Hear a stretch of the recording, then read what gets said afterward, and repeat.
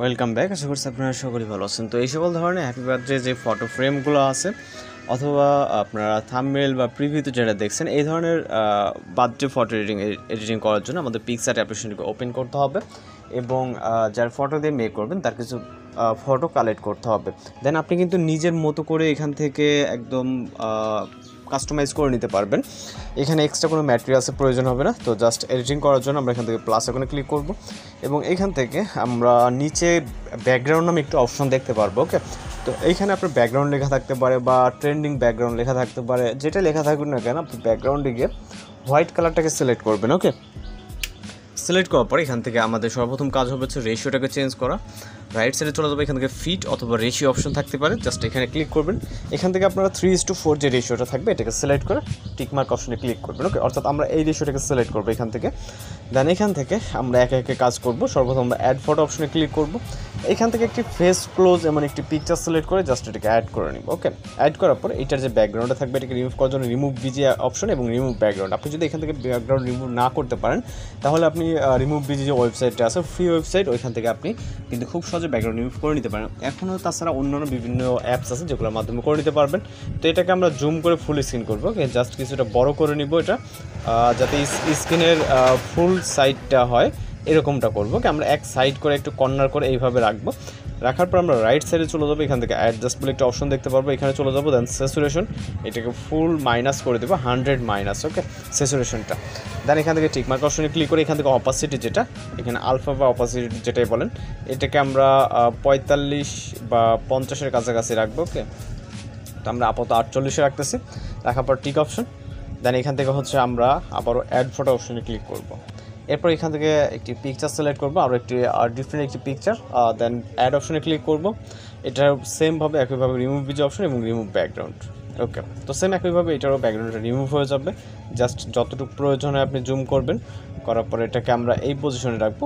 ওকে, একটিতে যেহেতু আমরা রাইট সাইডে রাখছি এবং এইটাকে আমরা লেফট সাইডে জাস্ট এই পজিশনে রাখলাম। ওকে, তো রাখার পর এখন আমরা যে কাজটি করবো এখান থেকে আমরা স্টিকার অপশনে চলে যাব, এখান থেকে সার্চ অপশন।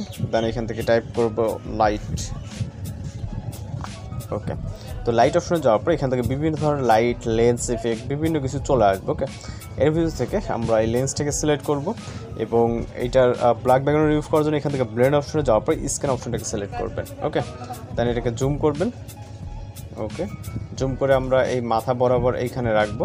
ওকে, রাখার পর এটাকে আমাদের ব্যাকগ্রাউন্ডে নিতে হবে যেন লেয়ার অপশন। দেন এটাকে ট্যাপ করে ধরে আমরা ক্যারেক্টারের পিছনে নিয়ে যাবো। ওকে, জাস্ট নিয়ে গেলে দেখবেন যে এখানে একটা লাইট ইফেক্ট এবং এই যে ব্ল্যাক অ্যান্ড হোয়াইট যেই হচ্ছে আপনার ফটোটা আছে এটার উপর কিন্তু একটা লাইট ইফেক্ট পড়তেছে। ওকে, চাইলে আপনি আরও কিছুটা জুম করে নিতে পারবেন এটা।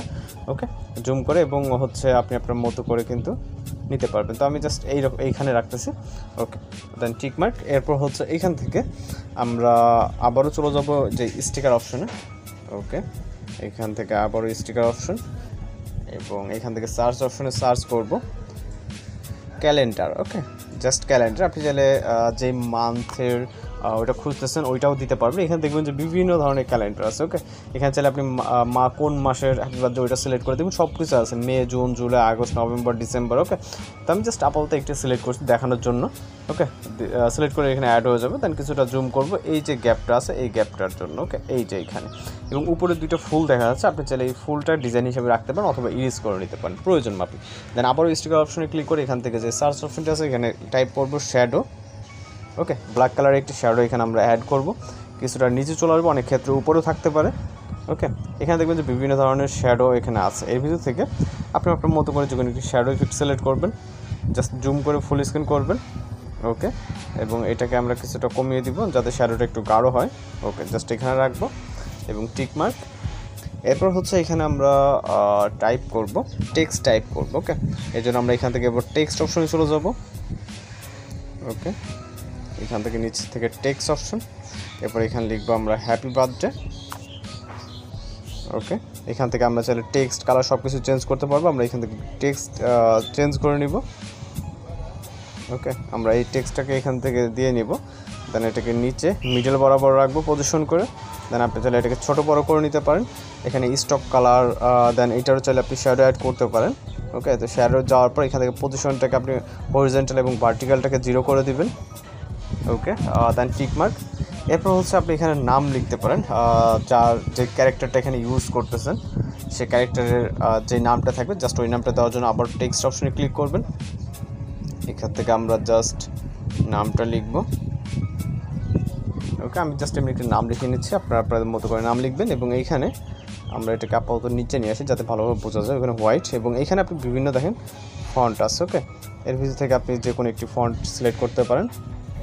তো আমরা এটাকে এই ফন্টটাকে এইখানে দিব এবং এই যে উপরে যে টেক্সটটা আছে, সরি উপরের টেক্সটটাকে আমরা আরও কিছুটা নিচে লাভিয়ে দিব। ওকে, আপনি চাইলে এটাকে হোয়াইট রাখতে পারেন অথবা যে কোনো কালার দিতে পারেন। এখানে কালার যাওয়ার পর আপনি চাইলে এখান থেকে এখানে কালার যাওয়ার পর আপনি এখান থেকে বিভিন্ন কালার দিতে পারবেন। ওকে, তো আমি এটাকে রেড দিলে ততটা বোঝা যাচ্ছে না, আমি এখান থেকে ইয়েলোটা দিই। ওকে, জাস্ট ইয়েলোটা দিয়ে দিলাম। এখানে দেখতে পাচ্ছেন হ্যাপি বার্থডে, জাস্ট নামটা লিখে দিয়েছি এবং সব কিছু পারফেক্ট আছে। জাস্ট আমরা এটাকে সেভ করার জন্য এবার টিক মার্ক অপশনে ক্লিক করব এবং এখান থেকে আমরা এই ফটোটিকে ডাউনলোড করে দেবো। ওকে, জাস্ট এখান থেকে ডাউনলোড অপশন দেখতে পারবো।